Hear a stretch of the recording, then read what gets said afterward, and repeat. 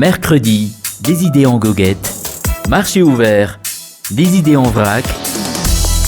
Émission sur Alliance 92, tous les mercredis à 6h45 et 7h30. Rediffusion le même jour à 17h30 et à 18h. Un formel vaut mieux que deux, tu l'auras. C'est ici le produit présenté sur les idales des idées en goguette. Le président a tranché, au grand soulagement des innombrables vendeurs en ligne officiant sur les réseaux sociaux. Ils pourront continuer à exercer leurs activités sans que rien ne change. La petite alerte avait été lancée par le directeur général des impôts qui avait alors, au détour d'une simple émission télévisée, mis le doigt sur la nécessité de réguler le secteur. Ce qui a eu pour effet de susciter un véritable lever de bouclier de pratiquement tous les concernés qui sont allés de leur propre interprétation. Soit que l'État envisage d'interdire la vente en ligne, de contraindre les vendeurs à payer en les menaçant d'emprisonnement si jamais ils refusaient, alors que Facebook ne lui appartient pas. En réalité, les propos du responsable, s'ils n'ont pas eu le mérite d'avoir été assez clairs, semblent avoir également été déformés au gré des canaux et des interlocuteurs. Et pour cause, il ne s'agit en aucun cas de velléité d'interdire la vente en ligne, mais bien de formaliser les acteurs, car toute activité économique, sinon commerciale, exercée de manière professionnelle et récurrente, tombe normalement sous le coup de l'application de la TVA, sauf dans les cas expressément prévus par la loi, et confère à celui qui l'exerce le statut assujetti. Comme nous le précise bien Manara Samuel, c'est le cas partout dans le monde. Les réseaux sociaux n'appartiennent effectivement pas non plus à aucun État. Sauf que, partout dans le monde, les entreprises de commerce en ligne, qui opèrent sur ces plateformes ou disposent de leur propre site web, sont astreintes à des obligations fiscales. Et si certaines ont eu à faire face à des déboires judiciaires, pour avoir essayé de contourner les règles afin de casquer le moins possible, elles n'ont jamais invoqué ce genre d'argument pour tenter de s'y soustraire.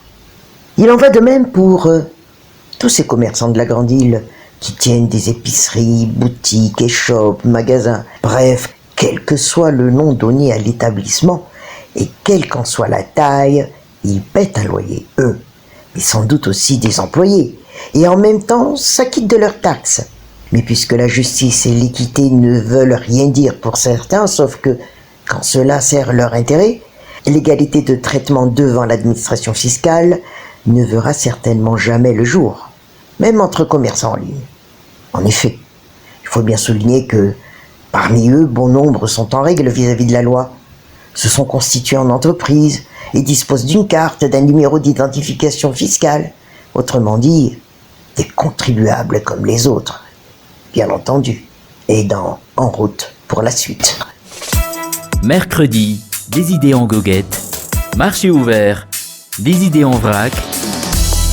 Émission sur Alliance 92, tous les mercredis à 6h45 et 7h30. Rediffusion le même jour à 17h30 et à 18h. L'on revient donc sur le produit présenté sur les étals des idées en goguette de ce mercredi. Un formel vaut mieux que deux, tu l'auras. En effet, le président a tranché au grand soulagement des innombrables vendeurs en ligne officiant sur les réseaux sociaux. Ils pourront continuer à exercer leurs activités sans que rien ne change.